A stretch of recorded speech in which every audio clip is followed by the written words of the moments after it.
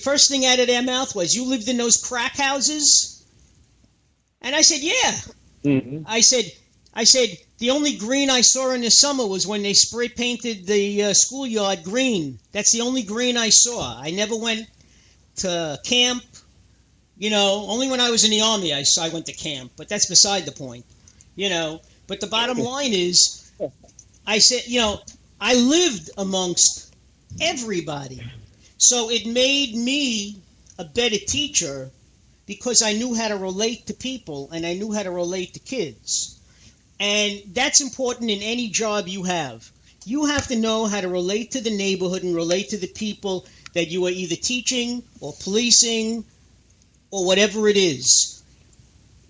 You know, Oh and yeah, that, definitely, definitely. That's a big part of it. And when that's not there, you have this disconnect that leads to contempt. And before you know it, you add the war on drugs into that, along with most people's biases that they bring with them every day, and you just got a whole situation of confusion and just a bad relationship. And like I said, whatever's done to the weakest portion of any society will also be done to others. So when you see the poorest of the poor, the black kids in the project, the white kids in the trailer homes, the Mexicans in the barrio, what's done to them will eventually be done to the so-called middle class because police authority has gotten out of control. So you see them now at stops yelling at people, abusing people. All these things that are going on is because we don't have a good grasp of what a civilian and a policeman relationship should be like.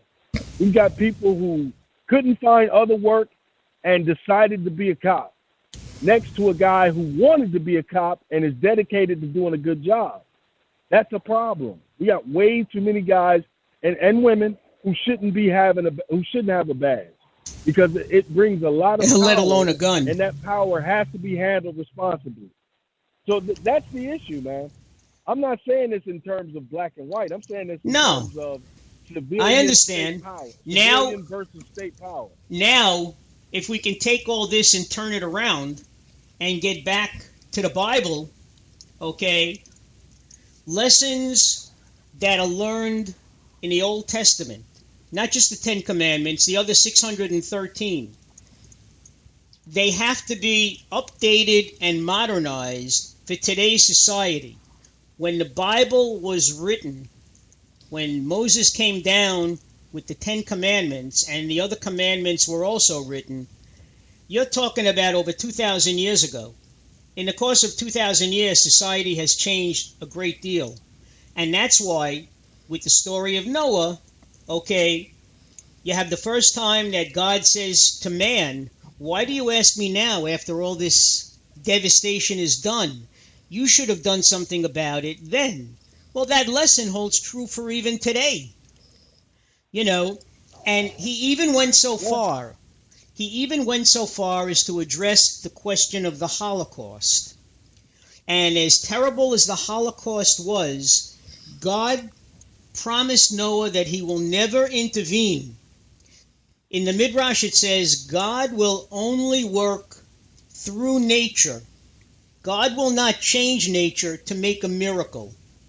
People make miracles.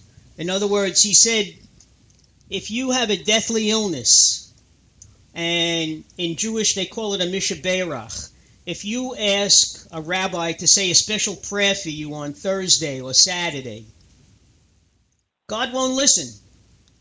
But if you ask the rabbi to say a prayer for the doctors who are working on your loved one, that's okay, because that's people working with what they have to try to help and save the life of the person, your loved one.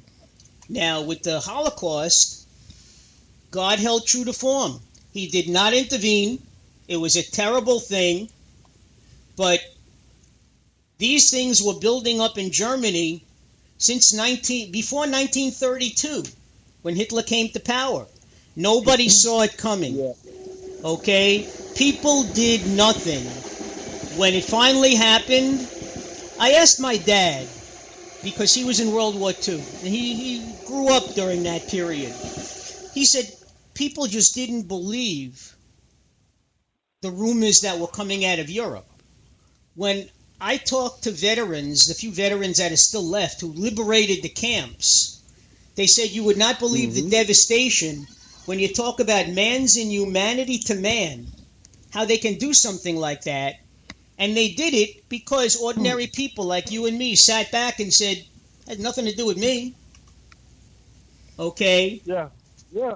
And it doesn't have to take direct physical form in the fashion you're talking about with the Holocaust, where you see the, extended bellies and the bones showing because people have been starved, and all of the bodies from all the different tortures and different experimentations that they did on those people.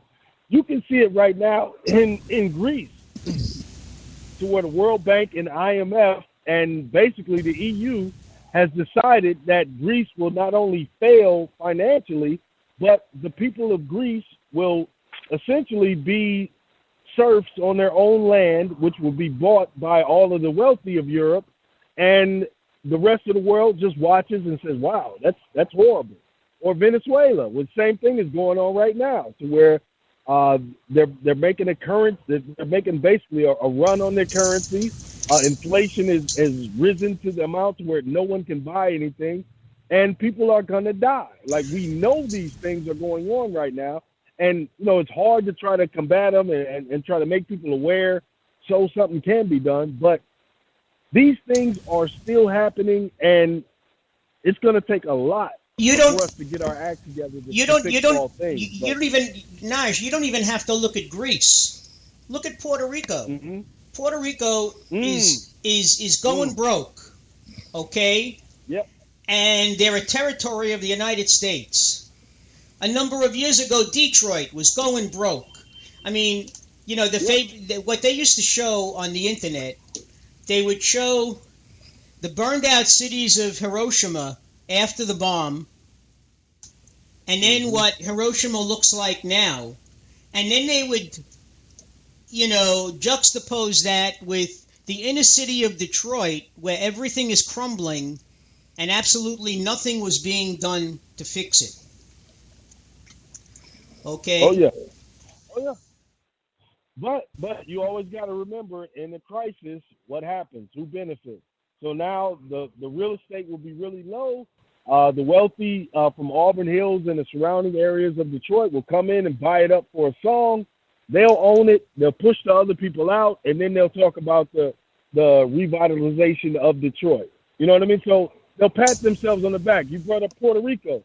The same people who crushed their economy are the same people they're going to have to go back to get these loans and lines of credit to make sure that they can really continue. So the deal that they get is not going to be favorable to Puerto Rico. So, Hillary things are still in play. Naj, Hillary pointed a finger at Trump and said that Trump was hoping for the real estate bubble to burst.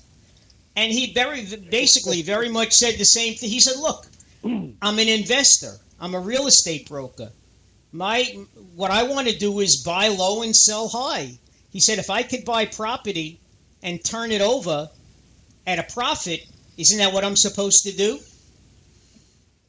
And she says that on one side of her mouth while collecting money for the Clinton Foundation from whoever is willing to pay in order for them to get patronage. That's another story. Who knows where that money came from and went? Right. So, it's not only disgusting to hear this stuff from these people, but you realize how many people they have fooled. And also, when you tell people to just wish for another better world when you die, you're convincing people not to get in the fight, not to stop these people from what they're doing right now. So I think there are fundamental things from religion that actually help the world, but I also think there are some detriments to it that really put us in a bad position when it comes to dealing with some of these people in power who are not only looking out for their own interests, they believe this is the way things should be.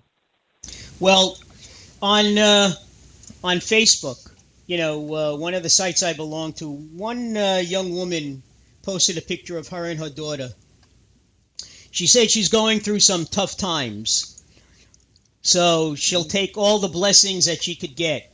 And I happened to respond by saying, you got to be an optimist, okay?